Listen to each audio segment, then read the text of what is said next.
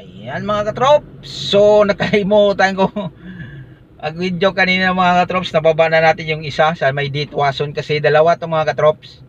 Yung isa sa may Ditwason, sa mali yung number mga katrops. Sa bahay pala nila yun ibibigay. So yung napuntahan natin sa ano nila, sa office. So sa kabila pala yun. So mali yung number na binigay. Buti na lang kilalang kila doon. So yung hinatiran natin kanina mga katrops sa Ditwason, ayan yung distributor na sa mga pintura na Boysen mga katrops. So yan, di natin nagawa ng video, nakalimutan ko. Tapos ngayon may isa pang Ditwason. So ayan.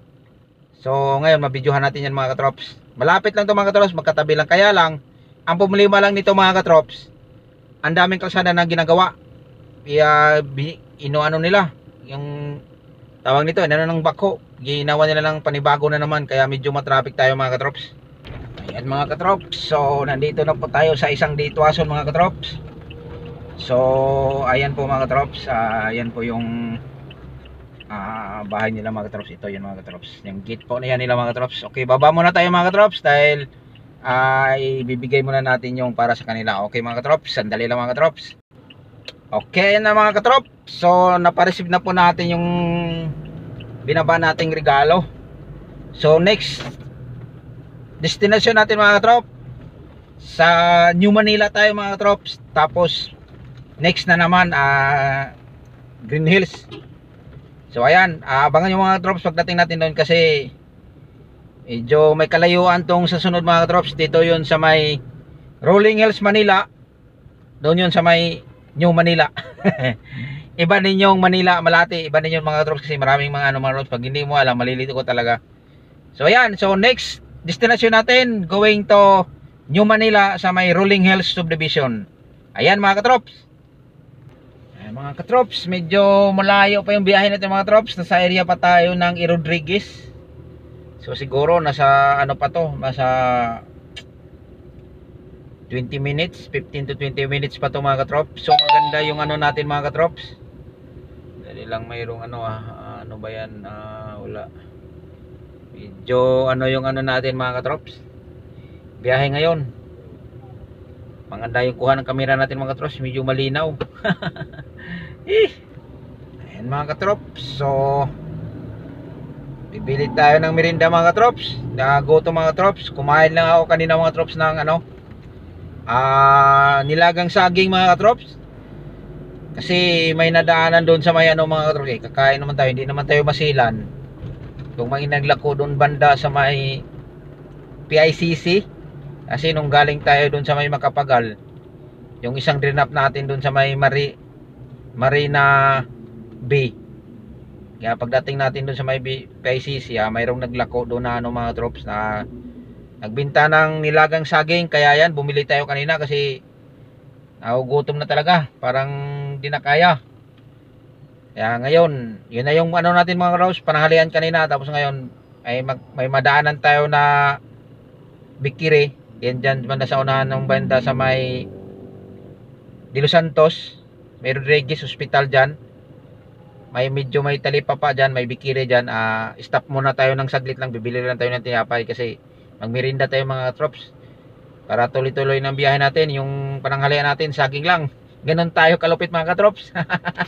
Ang hirap ng buhay mga katrops. Ay grabe mga katrops. Hindi tayo nakabili ng merinda mga katrops, wala tayong maparadahan. Tsaka mayroong nagbabantay din, mahirap na, baka matikitan pa tayo. Kaya yan, dumiretso na lang tayo mga katrops. Medyo may traffic din mga katrops, grabe. Kanina pa tayo dito sa may bandang E. Rodriguez. Ayan, so medyo matraffic kasi mga katrops. Lilipat tayo ng daan mga katrops. Dito tayo sa kabila. Pwede na tayo dito lumiko mga katrops. Mayroon tayong daan dito mga katrops na ma-shortcut. Pero sana walang traffic din. At saka ano, tayo liko kasi sobrang traffic. Ayay, parang traffic din yata mga katrops. Dito to siya nakaparking. Masikip dito, baka mahagip pa yung side mirror mo. Oy, sama ni siya, double park pa siya mga katrops. Hindi na lang, medyo okay lang. Ayan, medyo maluwag dito mga katrops, wala ganong sasakyan. Ayan, ayos lang pala dito mga katrops.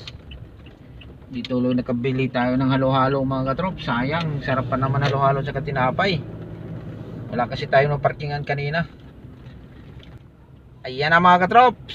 So nandito na tayo mga katrops sa Rolling Hills, New Manila Rolling Hills mga katrops.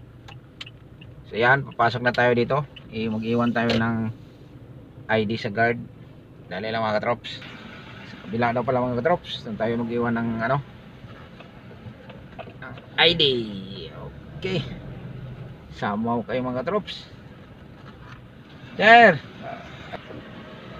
ayan mga katrops. So nandito na tayo. So ang sabi ng guard mga katrops, pangalawang kanto kaliwa. Ayan, so nandito tayo, kakaliwa na tayo dito dahil pangalawang kanto na.